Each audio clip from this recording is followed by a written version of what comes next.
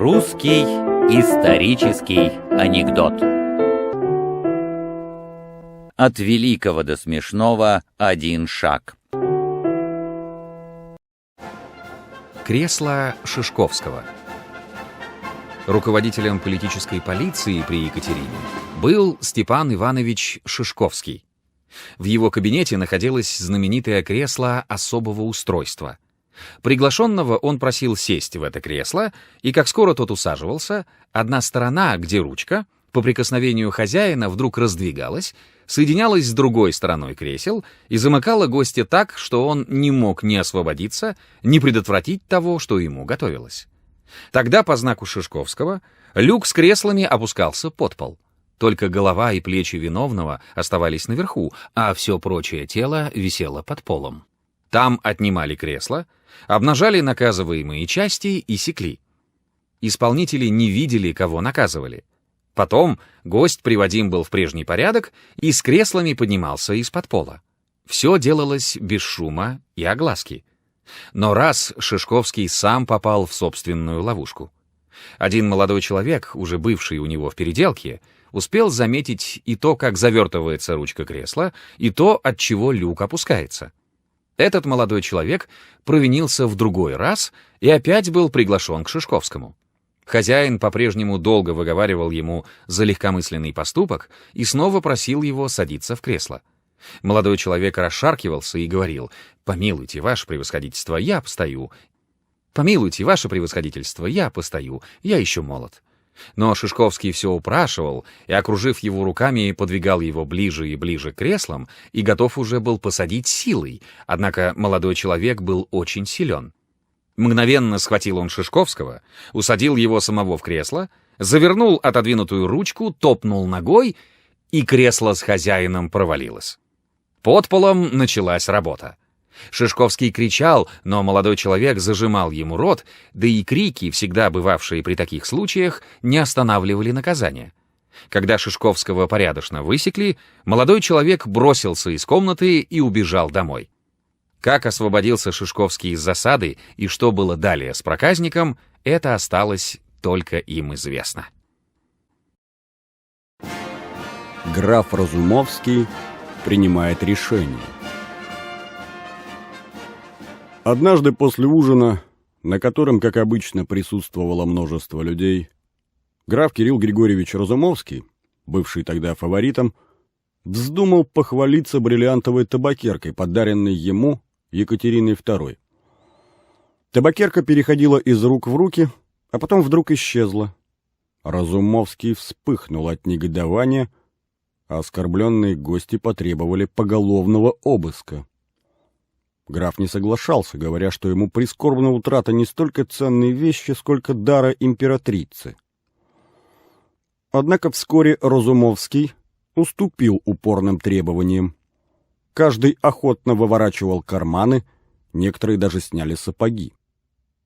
Очередь дошла до отставного секунд-майора.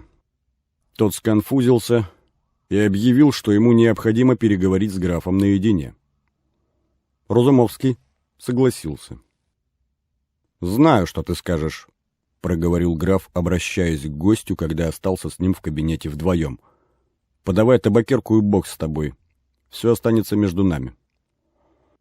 «Ваше сиятельство», — ответил обвиняемый, — «я и правда украл у вас, но только не то, что вы думаете».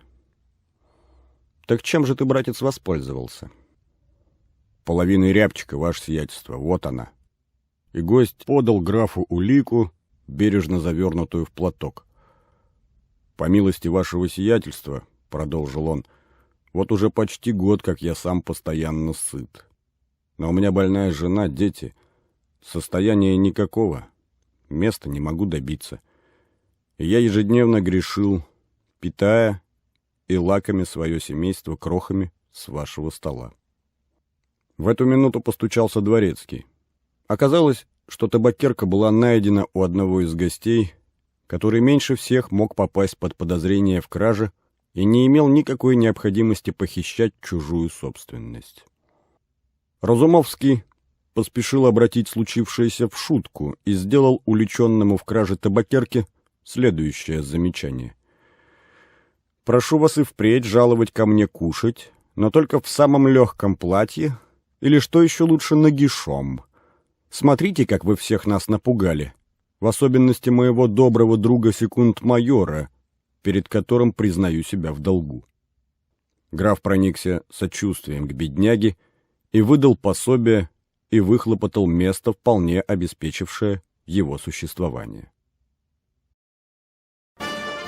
Отцы и дети.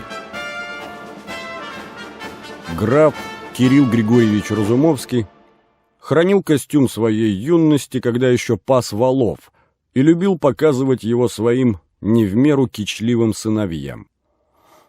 От одного из них ему пришлось выслушать резонный ответ. «Между нами громадная разница. Вы сын простого казака, а я сын русского фельдмаршала». Однажды в Совете разбиралось дело о женитьбе князя Григория Григорьевича Орлова на его двоюродной сестре Екатерине Николаевне Зиновьевой.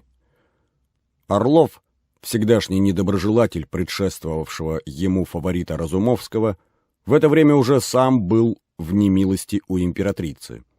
И члены Совета, долго пред ним преклонявшиеся, по наущению недругов теперь решили разлучить его с женою и заключить обоих в монастырь. Однако Разумовский отказался подписать приговор и объявил товарищам, что для решения дела недостает выписки из постановления о кулачных боях. Все засмеялись и просили разъяснения. «Там, — продолжал он, — сказано, между прочим, лежачего не бить». Как-то Дворецкий доложил графу Разумовскому, что один из гостей заподозрен в похищении уже 6-го серебряного прибора. «Так узнай, где он живет, и пошли еще 6 приборов, чтобы у него была ровно дюжина», — приказал Разумовский. Племянница Разумовского, графиня Софья Осиповна Апраксина, заведовавшая его хозяйством, неоднократно требовала уменьшения огромного числа прислуги, находящейся при графе, и получавшей ежемесячно более 2000 рублей жалования. Наконец она решилась подать Кириллу Григорьевичу 2 реестра о необходимых и лишних служителях. Разумовский подписал первый, а последний отложил в сторону, сказав племяннице: «Я согласен с тобой, что эти люди мне не нужны, но спроси их прежде, не имеют ли они во мне надобности. Если они откажутся от меня, то тогда и я без возражений откажусь от них».